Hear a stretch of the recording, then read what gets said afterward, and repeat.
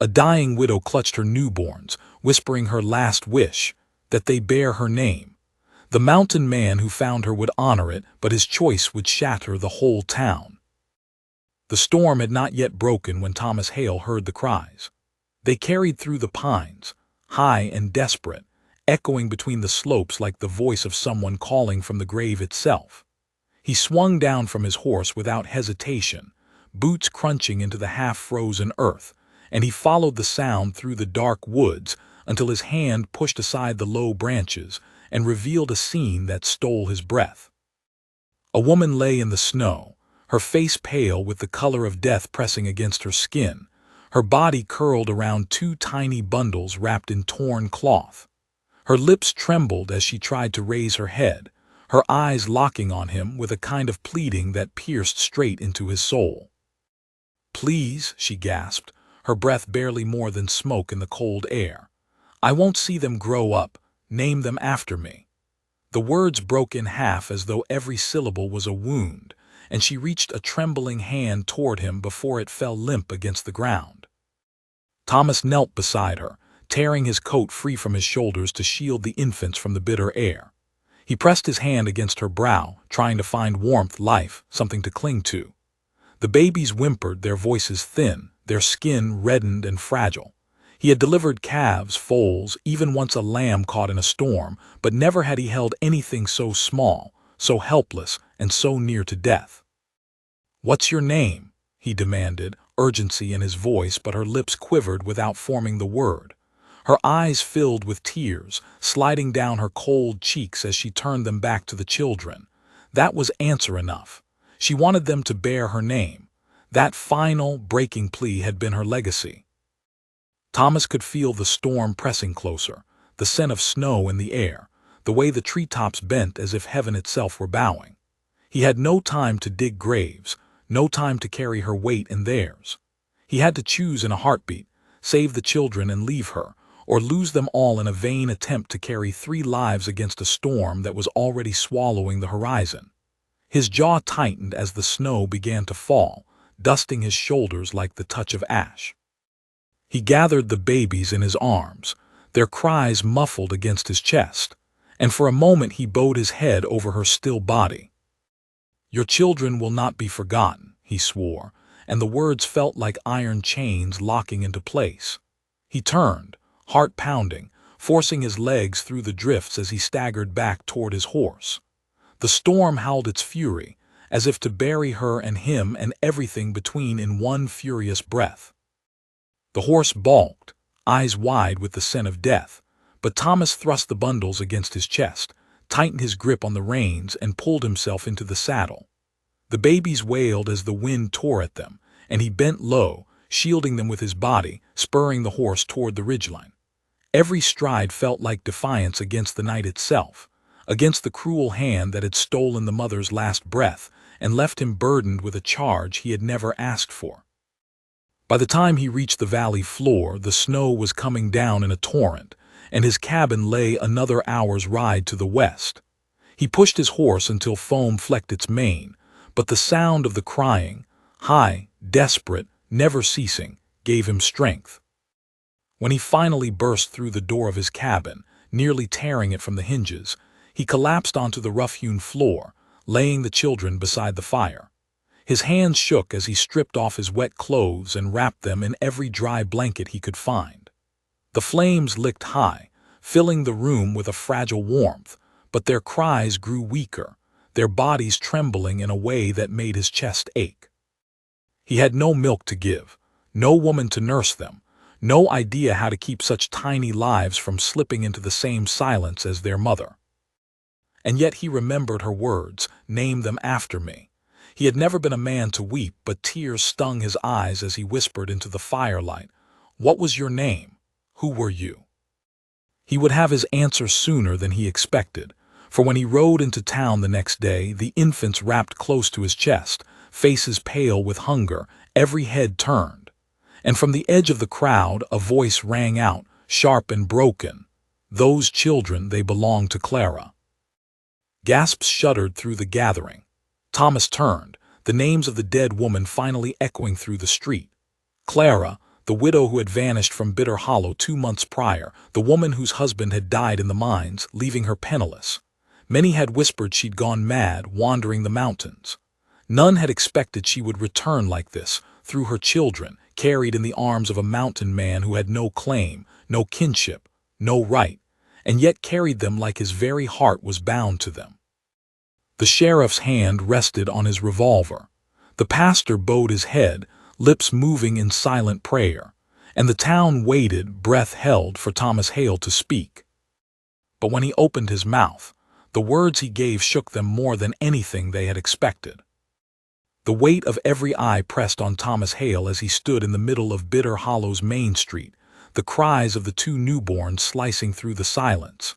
He had never been a man to speak often, much less with the whole town staring at him, but he knew there was no hiding now. Their suspicion, their judgment, their hunger for answers, all of it gnawed at him as surely as the storm had the night before. "They're hers," Thomas said, his voice steady though his chest burned. "Clara's. I found her." His throat tightened, and the memory of her hand reaching toward him, pleading for her children, cut through him like the edge of a blade. He swallowed hard and finished. "She's gone. I buried her where she fell." The murmur spread like wildfire through the gathered townsfolk, disbelief mingling with the raw shock of loss. Some lowered their heads, others covered their mouths with trembling hands. Clara had been a widow, but she had also been theirs, one of the few who'd stayed when others fled the harsh mountain winters. She had scrubbed floors for pennies, sewed clothes until her hands bled, and gone without meals so her neighbors' children might eat. And now her children stood, or rather cried before them, swaddled in the arms of a stranger. "You expect us to take your word for it?" Sheriff Alder's voice cut through the crowd. His hat brim shadowed his eyes, but Thomas felt the heat of his gaze like a torch against his skin. "You bring 2 babes into town and tell us Clara birthed them and died in the snow, and we're just supposed to believe it." Thomas adjusted the blankets around the infants, his jaw working. "Believe what you like, I was there. I heard her last words." "And what words were those?" asked Ruth Miller, a stern widow herself, standing near the front of the crowd. Thomas looked down at the children, whose faces had gone quiet from exhaustion. He felt the storm's bite still clinging to their skin.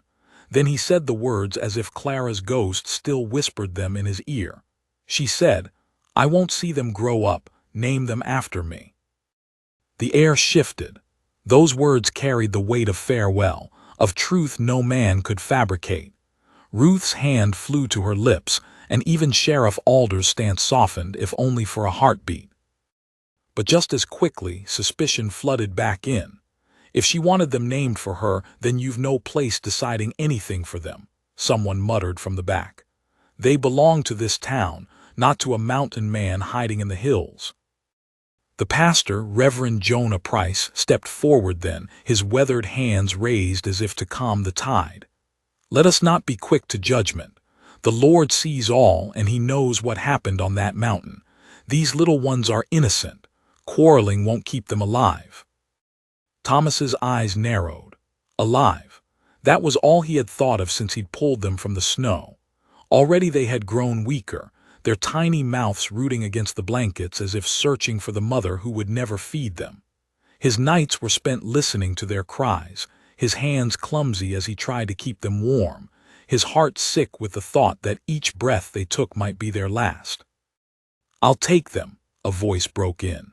It was Marion Fletcher, wife of the wealthiest rancher in town. She was tall, graceful, her gloved hands resting against her full skirts. "My husband and I have the means.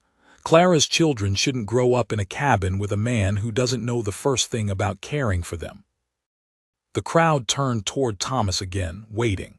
For a long moment he said nothing. He had never planned for a family. His life was rough, cut out of the wilderness with an axe and rifle. And yet when he looked down at the children, their faces delicate as porcelain, he knew with a terrible certainty that if he gave them up, he would betray the dying woman's final plea. "They stay with me," Thomas said at last, the words hard as iron. The crowd erupted in argument. Some shouted agreement, praising him for stepping up when no one else had. Others cursed his stubbornness, demanding the children be raised by townsfolk who knew civilization rather than a recluse who barely showed his face once a season. The sheriff finally lifted his hand. "Quiet," the street hushed. "This isn't for us to fight over today. Let the mountain man take them for now. But mark me, Thomas Hale, if those children come to harm, the town will remember who carried them away." Thomas gave a sharp nod and turned his back on them, his boots heavy against the dirt street. The cries of the infants echoed in his ears as he mounted his horse and rode back toward the mountains, leaving behind a town split in judgment and heavy with whispers. That night by the fire, Thomas tried to feed the children a mixture of warm cow's milk in a rag.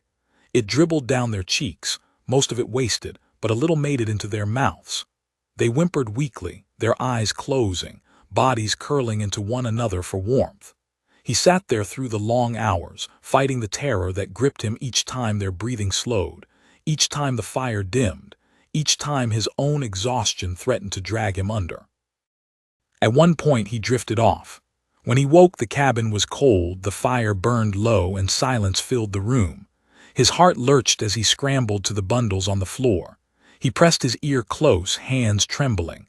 Then, faint but real, he heard it, the soft, shallow breath of life. Both were still alive, though barely. "Don't leave me too," he whispered, though he wasn't sure if he was speaking to them, to Clara, or to God himself. His throat burned, his eyes stung, and his hands shook as he fed the fire until it blazed bright again. He knew then that if they were to survive, he couldn't do it alone. And yet who could he trust in town? Marion Fletcher wanted them for herself. Others thought he was unfit. Still, there was one woman he remembered, Hannah Parker, a widow herself who had taken in strays before. If anyone could help, it was her. The next morning he wrapped the children and rode to her homestead. She opened the door with suspicion, but when she saw the infants, her stern features broke into shock. She ushered him in, scolding him for his clumsy attempts at feeding them.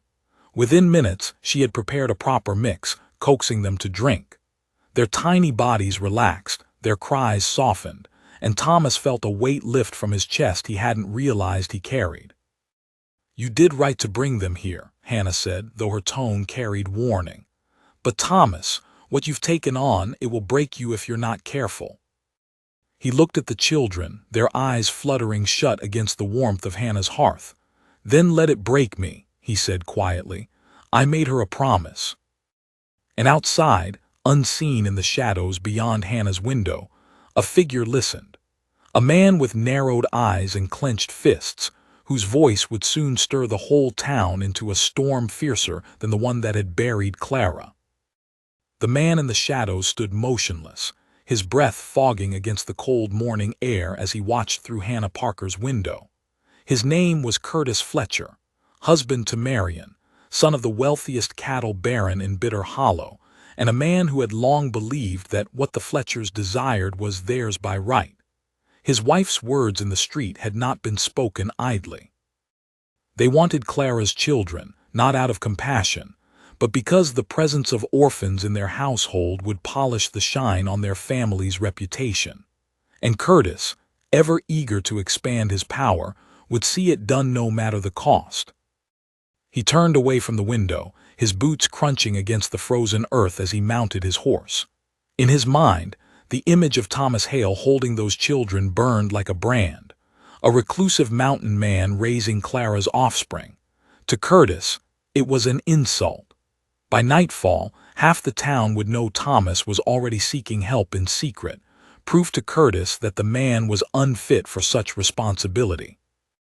Inside Hannah's cabin, Thomas had no idea of the danger circling closer.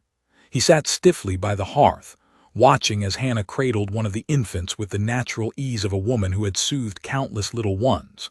She coaxed the child to drink, murmuring softly, while the other slept curled against a folded quilt. For the first time since that stormy night, Thomas allowed himself to breathe without fear of the silence that followed.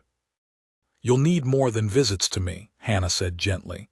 "They need milk, they need steady care. I can help, but you'll have to learn. These babes can't live on stubbornness alone. Thomas's jaw tightened, though not from pride. He knew she was right. He leaned forward, calloused hands pressed together. "Teach me, whatever it takes." Her expression softened. Hannah was not a woman easily moved, but she recognized something raw in Thomas's voice, a vow forged in grief. She nodded slowly. "Then you'll come each morning. I'll show you what I know. But Thomas, you should be ready. The town won't leave this alone. There are whispers already." He looked at the children. Their tiny chests rose and fell, each breath a fragile miracle. "Let them whisper. They weren't there when she begged me." That night Thomas returned to his mountain cabin. The fire glowed warmly, but his mind raced with Hannah's warning. He knew the truth of her words. Bitter Hollow was a town that thrived on rumors, and rumors about babies left behind by a dying widow were bound to multiply like weeds. He tucked the children close and whispered into the dark, "I'll keep you safe." I swore it. But the next morning, as he rode back into town, the stares were sharper, the whispers louder. He could feel them, barbed and unrelenting, as though the whole settlement had decided to judge him in silence. "Did you hear?" he claims Clara asked him. "Reckon he just wants them for himself. A wild man like that, those babes won't last the winter." He kept his head high, refusing to answer, but inside each word stung. He tethered his horse outside Hannah's home and stepped through her door to find her already preparing fresh milk. The children stirred at the scent, their faint cries easing as she fed them. For a while, the world felt quiet, almost bearable. But outside, Curtis Fletcher was already spreading his poison. He gathered men in the saloon, buying rounds of whiskey and leaning close with the easy grin of a man who knew how to twist others to his will. "You've seen him," Curtis said, voice dripping with disdain. "A mountain hermit living half wild, thinking he can raise Clara's children. It's a disgrace. They should be with decent folk, people like us who can provide." The men grumbled agreement. Some nodded reluctantly, others more eagerly. Curtis leaned back, smug. "The town's got to decide. Will we let a recluse claim them, or will we put them in proper hands?" By evening, the talk had spread like wildfire. The church bell rang, calling a meeting, and Thomas found himself standing once more in the center of Bitter Hollow, the children swaddled tightly against his chest. The townsfolk gathered, their faces set with unease, curiosity, or outright hostility. Reverend Jonah Price raised his hands. "Brothers and sisters, we gather because Clara's children are ours to protect. Let us speak, let us pray, and let us decide rightly." Marian Fletcher stepped forward first, her face serene, her voice carefully woven with false humility. Clara was a dear friend. She would want her children raised in a home of stability and love. My husband and I can give them that. A murmur of approval swept through the crowd. Marian's fine clothes and practiced tone painted a picture of prosperity. But before Thomas could speak, Ruth Miller's stern voice cut in. "And what of the mountain man who carried them down from the storm? Without him, they'd be lying cold beside Clara's grave. Doesn't that count for something?" The crowd faltered, torn. Thomas stepped forward, his voice low but firm. "I made her a promise. Her last breath was for them. She begged me to name them after her. You can take everything else from me, but you won't take that." The square fell into silence. His words hung heavy, echoing like a prayer, but Curtis's face hardened and he spat on the ground. "Promises don't feed babies. Promises don't keep them alive." The tension snapped like a wire. Arguments erupted, voices clashing, anger spilling into the night air. Some demanded the children stay with Thomas, honoring Clara's last wish. Others shouted they should go to the Fletchers, or even be divided among different families. The chaos roared until Reverend Price rang the church bell again, silencing them. "We'll settle this in 3 days' time," the Reverend declared. "We'll pray, we'll judge, and we'll vote. Until then, Thomas keeps them." The crowd dispersed, uneasy, whispers rising again like smoke after fire. Thomas turned and walked away, the children clutched tightly against him, their warmth the only thing anchoring him against the storm of voices. That night he didn't sleep. He sat by the fire, staring at the flames as the babies dozed, their breathing soft and steady. The weight of what lay ahead crushed him. 3 days. 3 days until the town decided their fate. He had faced blizzards, wolves, starvation, but never had he faced something so unbearable, the thought of losing the very lives he had sworn to protect. And somewhere in that silence the children stirred. One opened her eyes, dark, glistening, fragile, and for a fleeting moment Thomas swore he saw Clara's gaze staring back at him. It shook him to his core. He whispered into the firelight, "I won't let them take you, not while I breathe." But outside, in the dark pines beyond his cabin, Curtis Fletcher and 2 men watched from a distance, and Curtis's voice was like the hiss of a snake. 3 days is too long. By then the town might take his side. We'll act before then. We'll have those children, one way or another. The night after the church meeting pressed down heavier than the storm that had claimed Clara's last breath. Thomas Hale barely moved from the fireside, his eyes locked on the 2 small bundles resting against the quilts he had laid with near reverence. Every snap of the fire made him flinch. Every gust of wind outside made him rise and check the door latch. He was no fool. He knew Curtis Fletcher's kind. Men who smiled with one hand extended while the other clenched a knife behind their back.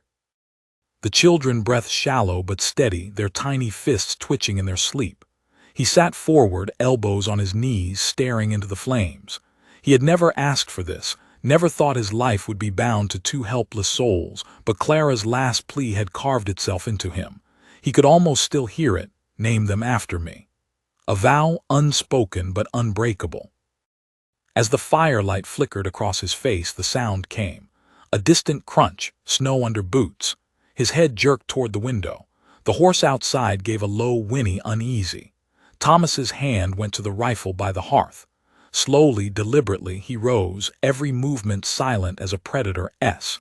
He leaned near the window, and in the sliver of moonlight he caught the faint silhouette of men moving through the trees. They were here, Fletcher's men. His jaw tightened, heart pounding steady as a drum. He moved back to the fire, scooped the babies into the crook of his arm, and pulled the quilt around them. With the other hand, he hefted the rifle, cocking it with a sound loud enough to echo in the cabin. Whoever was outside would know he was ready. The knock came, sharp and mocking. "Open up, Hale," Curtis's voice called. "We're here for what ain't yours." Thomas's teeth clenched. He laid the children back in their crib, careful not to wake them, then leveled the rifle toward the door. "They're asleep," he growled. "Best leave before I wake them, and you." The men outside laughed, the sound harsh against the still night. "You think you can keep M? You're half-wild yourself. The town will take M from you come morning, so why not save yourself the trouble?" Thomas stepped closer to the door, pressing the barrel against the wood as though the rifle itself might pierce their arrogance. "Because I gave her my word, and because they're breathing right now thanks to me, not you." For a moment, silence. Then Curtis's voice again, colder now. "3 days until the vote, Hale, but I don't plan to wait. You'll slip, and when you do, they'll be mine." Their footsteps crunched as they retreated, swallowed by the trees. But Thomas knew it was no victory. They would be back. The next morning, Thomas saddled his horse, the baby strapped against his chest beneath his heavy coat, and rode hard into town. He could feel their shallow breaths against him, their tiny hearts fluttering like trapped birds. He went straight to Hannah Parker's home, pounding on the door until she opened it with alarm. "They came," he said breathlessly. "In the night, Fletcher and his men." Her face hardened, eyes narrowing with fury. She reached out, taking one of the infants from him, her hands gentle but firm. "They'll stop at nothing. You mustn't be alone up there, not with them." Thomas shook his head. "I won't let them drive me from my cabin. That mountain's kept me alive all these years, it'll keep them too, but I need help. You said you'd teach me faster." Hannah studied him for a long moment, then nodded. "You'll stay here today. Watch, learn." And so he did. For hours, Thomas sat by the hearth as Hannah worked. She showed him how to hold them while feeding so they wouldn't choke, how to warm the milk just enough, how to check their tiny limbs for signs of weakness. Each instruction carved deeper into him, each small cry from the infants binding him tighter to them. When one of them wrapped her tiny fingers around his rough thumb, Thomas felt something break in him. He had faced blizzards, starvation, the loneliness of a cabin built on stone, but nothing had undone him like that small, fragile grip. By evening, when he left Hannah's home, he felt more capable but also more aware of the storm building beyond the walls of town. The whispers were louder now, sharper, as though Curtis had set the whole town's tongue wagging. Best let the Fletchers take M. Mountain man don't know the first thing. Poor babes won't last a month. He rode out with his head high, but each word burrowed into him like a thorn. That night in his cabin, he fed them as Hannah had shown, humming low in his throat though he had no tune. The children settled, their cries softening, and for a moment the cabin felt almost like a home instead of a fortress. But the peace was fragile. Just before dawn, a sound shattered it, a window rattling, the faint scrape of wood. Thomas was on his feet in an instant, rifle in hand. He moved silently, the children still asleep against the quilts, and waited. A shadow slipped across the wall. He lunged, throwing the door open, rifle raised, and froze. It was Curtis. It wasn't any of his men.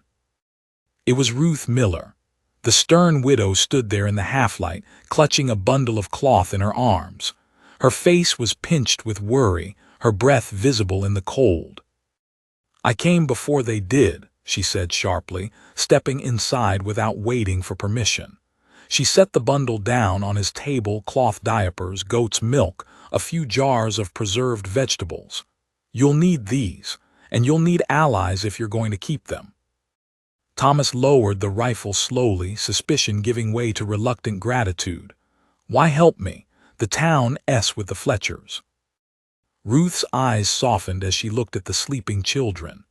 "Clara scrubbed my floors when I couldn't pay her. She mended my clothes when my hands gave out. I owe her, and I won't see her babes turned into trophies for the Fletchers' pride." Thomas's throat tightened. For the first time since Clara's last breath, he felt he was not alone. But even as Ruth spoke, the sound came again. Horses, too many this time. Curtis was back, and not with 2 men but with half a dozen. Their shadows stretched across the snow as they dismounted, voices low but certain. Thomas looked at Ruth, his voice a growl. "Get low, keep quiet." He moved to the window, rifle ready, his heart pounding. Outside, Curtis's voice rang out. "This is the last time, Hale. Hand M over or we take M." The babies stirred in their sleep, their cries building like the warning of a storm about to break. And Thomas knew this was no longer about a vote or whispers or even Clara's last words. This was a siege. The morning broke with frost still clinging to the pines, but it was not the cold that made Thomas Hale's blood run hard in his veins. Outside his cabin, Curtis Fletcher and 6 men stood with rifles slung, their boots crunching into the snow, their faces set with the arrogance of those convinced the world belonged to them. The babies had begun to cry from the sound of voices, their whimpers rising in a thin chorus that cut through the silence like bells of warning. Thomas crouched low by the window, rifle at the ready.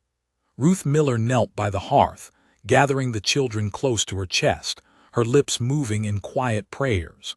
The firelight danced across her lined face, and though she was not a woman given to softness, the way she pressed the infants close revealed a tenderness forged by duty and memory of Clara's kindness. "Thomas Hale," Curtis's voice roared, carrying through the crisp air. "You got no claim. Those children belong to this town, and this town says they're ours." Thomas's jaw clenched, the muscles working like stone grinding against stone. He pushed the window open just enough to project his voice. "They're not yours, Fletcher. They're not trophies to polish your name. Their mother's last words were mine to bear, and I'll see them honored even if it costs me my life." Laughter broke out among the men, harsh and cruel. Curtis spat in the snow. "Then you'll lose more than your life. You'll lose those children anyway. You think one man can stand against the town, against me?" Thomas's hand tightened on the rifle, finger brushing the trigger, but he held. To fire first would be to doom them. He had to think, to wait, to outlast the storm circling his cabin. Ruth rose, her back straight, her eyes like flint. "Cowards," she hissed under her breath. "7 against one man holding 2 babes. God sees." The words gave Thomas a strange calm. His heart pounded, but not from fear, rather from a clarity that told him every decision he made from this moment would etch itself into those children's futures. He stepped to the door, threw it open, and stood tall against the biting air. The baby's cries swelled behind him as though urging him to speak. "You want them? Come through me." His voice carried deep and steady across the snow-packed clearing. "But know this, Clara gave them to me with her last breath.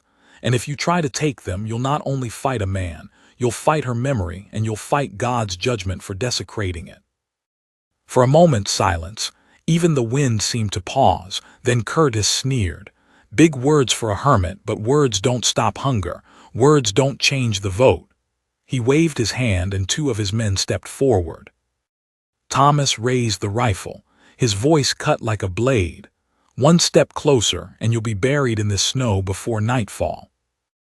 The men hesitated, glancing at Curtis. He snarled at their hesitation, his arrogance cracking. "You'll regret this, Hale. When the town votes, they'll strip those children from you anyway, and no rifle will stop that." Thomas's eyes burned like coals. "Then let the town see who tried to steal babes in the dark of morning. Go ahead, Fletcher. Show them what kind of man you are." The threat sank in. Curtis faltered, then turned with a growl. "This isn't over." He mounted his horse, his men following reluctantly. Their silhouettes vanished into the trees, but Thomas knew they were not gone for good. He shut the door and leaned against it, his breath ragged. Ruth laid the children back in their quilted bed, their cries easing into whimpers. "They won't stop," she said quietly. "Not until the vote or until they've ruined you." Thomas sank onto the bench, pressing his hands against his face. "Then I'll stand until I can't." The next 2 days dragged like years. Thomas barely slept, his ears sharp for the crunch of snow outside, the creak of wood, the distant crack of a twig. He rode each morning to Hannah Parker's home, learning faster, pushing himself beyond exhaustion. He fed the children with trembling patience, changed them, soothed their cries as best he could. Ruth came often, bringing what little she had, her stern face softening each time she held one of the babes. But the whispers in town were growing into a roar. Curtis Fletcher moved like a storm through Bitter Hollow, fanning doubts, buying loyalty with whiskey and promises. Marion Fletcher smiled sweetly in the church pews, whispering of a nursery already prepared, of tutors, of a life of comfort the children would never know with a mountain man. The tide was turning.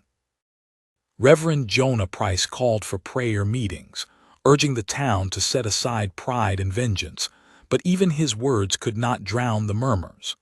The town was a cauldron ready to boil over, and everyone knew it would spill on the 3rd day, when the vote was cast. That night, the eve of the vote, the mountain storm returned.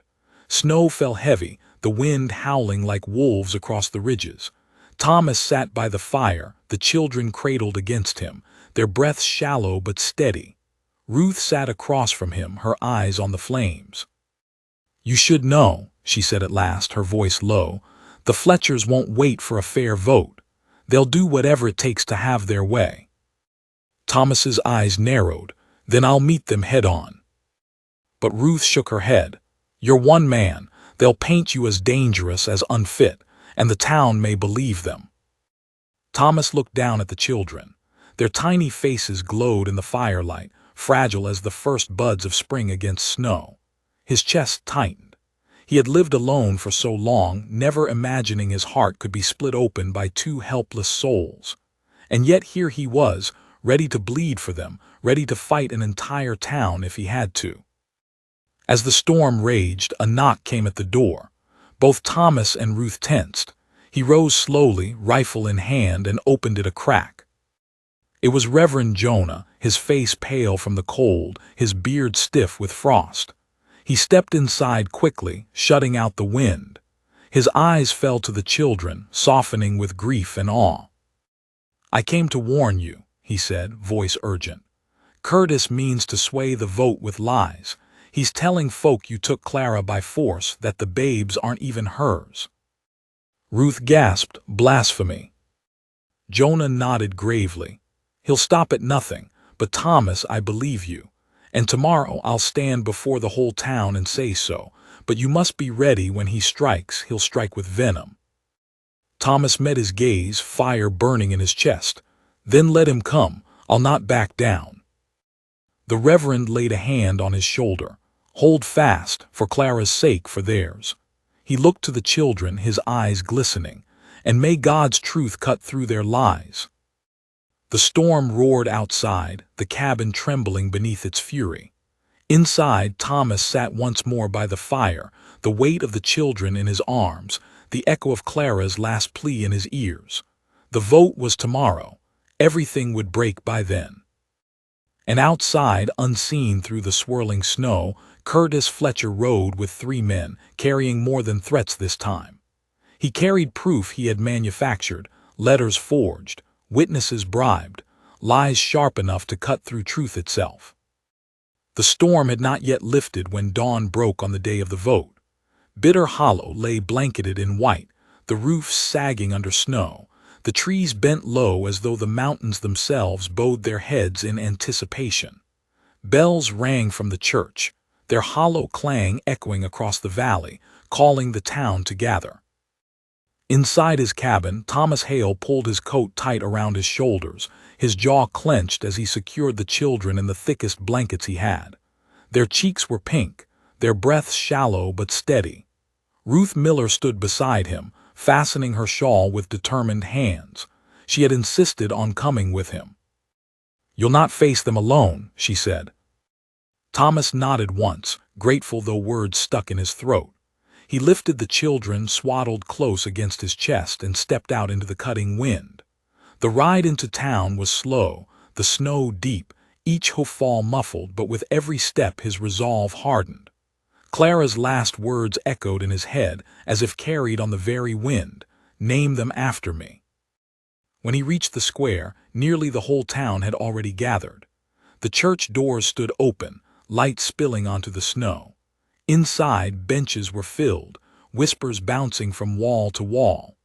At the front stood Curtis Fletcher, tall and smug, his wife Marion at his side, dressed in somber black as though she were a widow herself.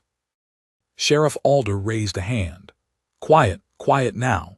We're here for the matter of Clara's children. A vote will decide who takes them in. Each man and woman of age may speak."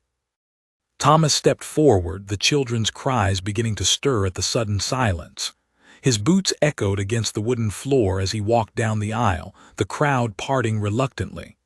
Whispers followed him, some pitying, some sharp with scorn. He ignored them all, walking with the steady weight of his vow. Reverend Jonah Price stood beside the pulpit, his face weary but resolute. "Let us begin with prayer," he said, bowing his head. A murmur of voices followed, though Thomas noticed Curtis's lips never moved. When the prayer ended, Curtis was the first to speak. He stepped forward, his voice carrying with practiced authority. "Good people of Bitter Hollow, you know me, you know my wife. We've lived among you, worked among you, built this town with our own hands. You know our home, warm, safe, full of means to raise children as they deserve." He gestured toward Thomas, his lip curling. "And you know him, a hermit. A man who hides in the mountains, who comes to town once a season for supplies. Is this the man to raise 2 helpless babes?" Murmurs of agreement rippled. Marion lowered her eyes demurely, as though her sorrow was too heavy to bear. Curtis pressed on. "And more, can we even trust his tale? He says Clara died in the snow. Yet where is her grave? Where are witnesses? For all we know, he took her. For all we know, these aren't even her children at all." Gasps echoed through the church. Faces turned toward Thomas, suspicion flaring. Curtis reached into his coat and pulled out papers, holding them high. "Letters," he announced. "Written by Clara herself months before she disappeared. Proof she feared Thomas Hale. Proof she knew he lingered near her home, watching." The crowd erupted. Some shouted in shock, others disbelief. Ruth gasped, eyes wide. Thomas felt the world tilt, the ground unsteady beneath him. He had never spoken to Clara beyond polite words in passing.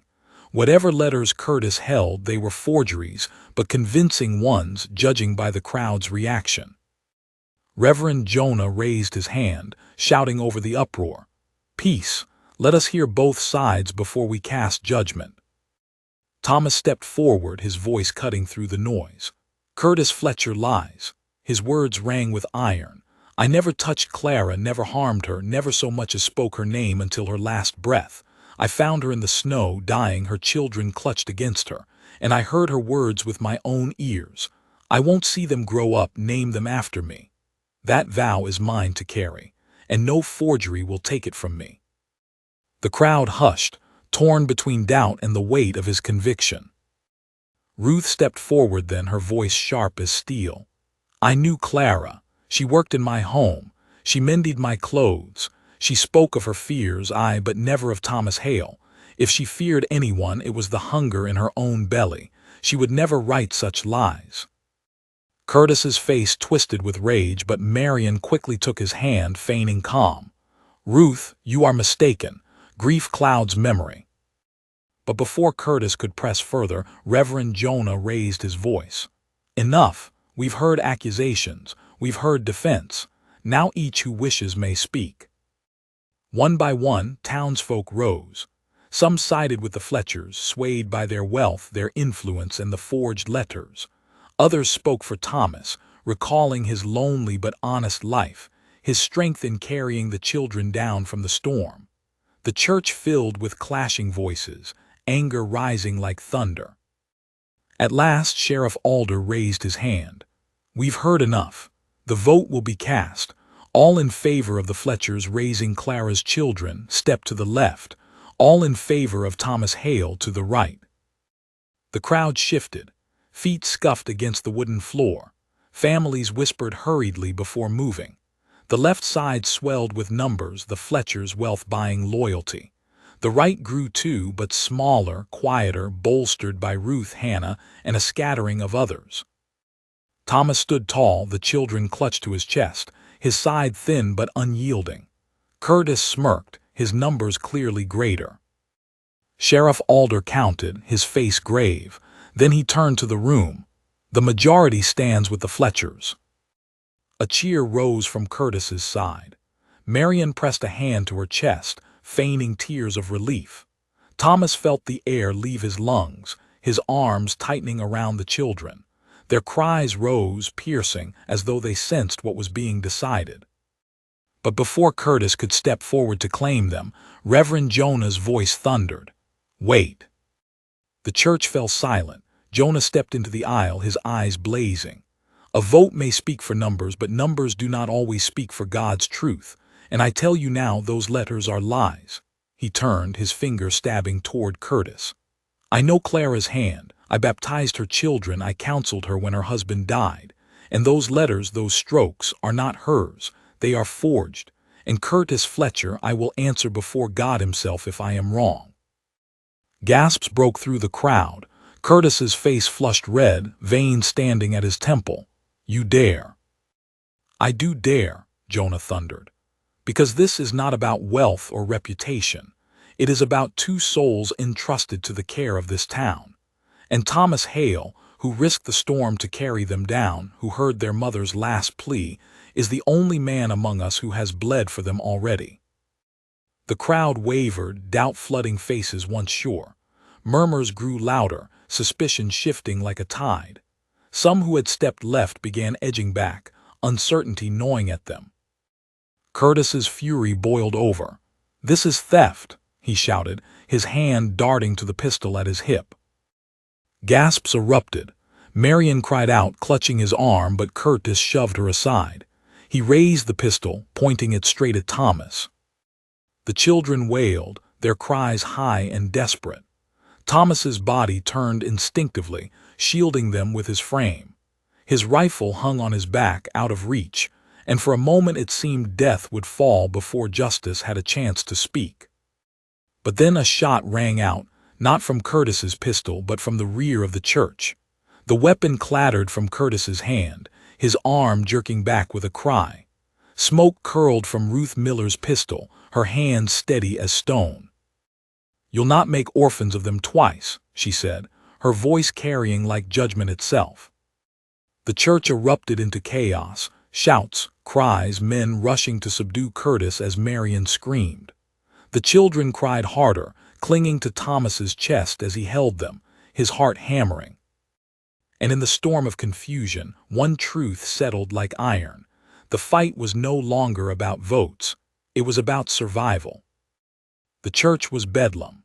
Shouts collided with the children's cries, boots stamped against the floor, and hands clawed to seize Curtis Fletcher as he raged like a beast cornered. The pistol lay on the floor where Ruth's shot had knocked it free, its smoke still curling upward like the ghost of Clara herself condemning the lie. Curtis struggled against the men holding him, his face twisted with fury, spittle flying from his lips as he bellowed.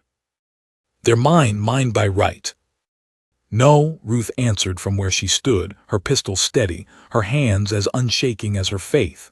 "They were Clara's, and Thomas Hale alone honored her last breath." Reverend Jonah forced his way to the pulpit, his voice booming through the church. "Enough!" His hand slammed down on the wood with such force the sound cut through the chaos like a bell. "This house will not become a battleground for greed." Slowly the uproar dimmed, though Curtis still seethed, his chest heaving like a tethered bull. Sheriff Alder stepped forward then, his revolver drawn and pointed at Curtis's chest. "Fletcher, you've gone too far. Draw a gun in God's house, threaten a man holding babes. You've hung yourself before the town without need of rope." But Marion Fletcher wailed, throwing herself at her husband's side. "He only wanted what was best for them, don't you see? Thomas can't raise them alone." Her voice cracked, the carefully spun mask of poise falling to reveal desperation. Her arms clutched Curtis' as though she could drag him back from the judgment written across every face in the room. Thomas stood rooted near the front pew, the babies trembling in his arms, their tears soaking into his coat. Their cries cut deeper than any threat, their small voices begging him not to falter. He looked at them, fragile, helpless, everything Clara had left behind, and then he looked at the town, at the doubt and fear painted across their faces. "My life's not worth more than theirs," Thomas said, his voice low but heavy with truth. "If you strip them from me, if you give them to those who lie, then Clara's plea dies with her. I won't stand by while her memory is desecrated." The weight of his words pressed into every corner of the church. Even those who had doubted him shifted uneasily, unwilling to meet his eyes. Reverend Jonah raised a trembling hand and spoke once more. "The vote is broken. The deceit of letters, the threat of violence. God has shown the truth in his own way. These children were given into Thomas Hale's arms by Providence, and Providence has made it clear they are not to be taken from him." Gasps rippled. Curtis roared in protest, lunging forward until Alder and two other men forced him to his knees. His fury turned to wild laughter, sharp and unhinged. "You think you've won, Hale? You think the town will stand for this? Those babes will starve in your care, and when they do, it'll be on your head." Thomas's eyes burned as he glared down at him. "If they live or die, it'll be because I gave everything to keep them breathing. That's more than you ever planned." The sheriff shoved Curtis to his feet and marched him out, Marion trailing behind, her face pale and streaked with tears. The crowd remained, shaken and uncertain but no longer roaring. Ruth lowered her pistol, her hands finally trembling now that the danger had passed. The Reverend raised his hand again. "This matter is closed. The children stay with Thomas Hale, and let none say otherwise without bearing the curse of lying in God's sight." Slowly, one by one, the townsfolk filed out, whispering to one another. their eyes glancing back at Thomas as though trying to reconcile the man they had once called a hermit with the figure standing tall, cradling two orphans as if they were carved into his very flesh. When the church had emptied, Ruth came to him, her gaze fierce but softened by the tears glimmering there. "You held when no one else would. Clara would have wept to see it." Thomas swallowed hard, unable to speak. His arms tightened around the children, their cries fading now into weak hiccups, their heads heavy against his chest. But the battle was far from over. That evening, as Thomas trudged back to his cabin through the snow-laden woods, the children bound against him. He knew Curtis's words were more than spite. The fight in the church had silenced the town, but whispers would rise again. Doubts would creep back like shadows at dusk. The truth had carried the day, but it was a fragile truth, one that could be shaken if the children faltered, if Thomas faltered. Inside his cabin the fire crackled, the warmth wrapping around him as he laid the children in their crib. Their tiny breaths steadied, though their bodies were still too thin, too fragile. He sat on the bench, burying his face in his hands. He had won them in word, but now he had to win them in life. Every day from here forward would be proof that Clara's plea had not been in vain. Ruth arrived later, her shawl dusted with snow. She set down a bundle, more diapers, goat's milk, herbs for fevers, and sat without asking. "You can't do this alone," she said simply. Thomas looked up, weariness carved into every line of his face. "I don't have a choice." "You do," Ruth countered. "You've got me. You've got Hannah. Even Reverend Jonah, though his strength lies more in words than hands. But you must let us in, Thomas, or you'll break under the weight." The words sank deep. For years he had built his life on solitude, on the belief that a man could stand against the wilderness if only his back was strong enough. But now, looking at the children, he knew Ruth was right. This was not a burden one man could bear alone. He nodded once. "Then help me keep them breathing, help me keep my vow." Ruth's stern face softened. "Then we'll keep it together." Yet even as that fragile alliance formed within the walls of his cabin, Curtis Fletcher's fury boiled over in the darkness of his ranch. He sat at a table, his wounded hand bandaged, his face twisted with rage. Marion hovered near, torn between pleading with him and fearing him. "You humiliated me," Curtis snarled, his voice low but venomous. "Me in front of the whole town. Do you think I'll let that stand?" "Curtis, please," Marion whispered. "Let it go. The town won't follow us now, not after what happened." His fist slammed against the table, rattling the lamp. "Then I'll make them follow. If the mountain man won't give them up, I'll take what he holds dearest and show this town he's nothing but a curse." Marion's eyes widened with dread. "You mean to kill him?" Curtis's grin was sharp, cruel. "Not just him. Let him feel what it's like to bury what you can't protect. Then we'll see if he still calls himself their guardian." The fire in the hearth flickered, shadows stretching across the walls as if recoiling from his words. The storm outside howled, but inside a darker storm gathered, one that would not rest until either Thomas Hale or Curtis Fletcher lay broken beneath it. And back in the cabin on the mountain, Thomas held the children close, their tiny bodies pressed against his chest. He could not know the vengeance already racing toward him, but his heart told him the fight was not over. Clara's plea was not just a vow, it was a war. The final night came heavy with a silence so thick Thomas Hale could feel it pressing against his cabin walls.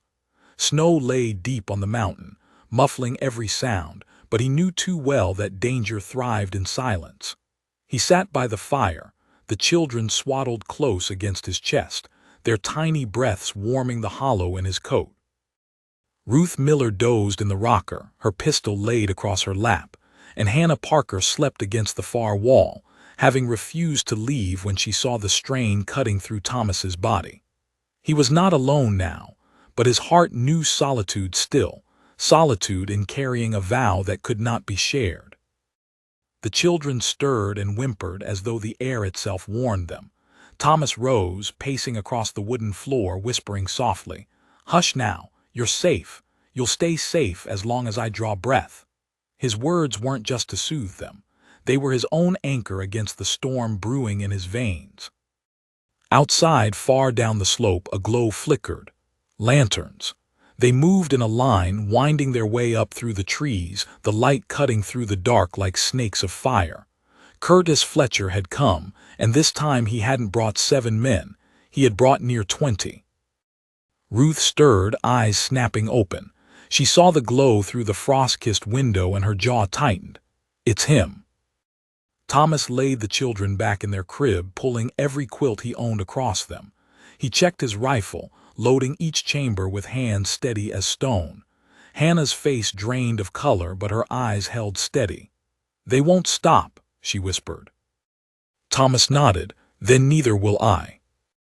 The first voice rang out, harsh against the frozen air. Curtis Fletcher.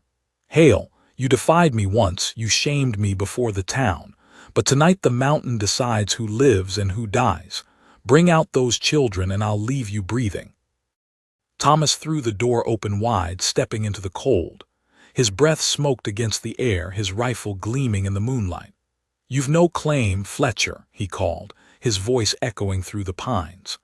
"Not by blood, not by vow, not by anything but greed.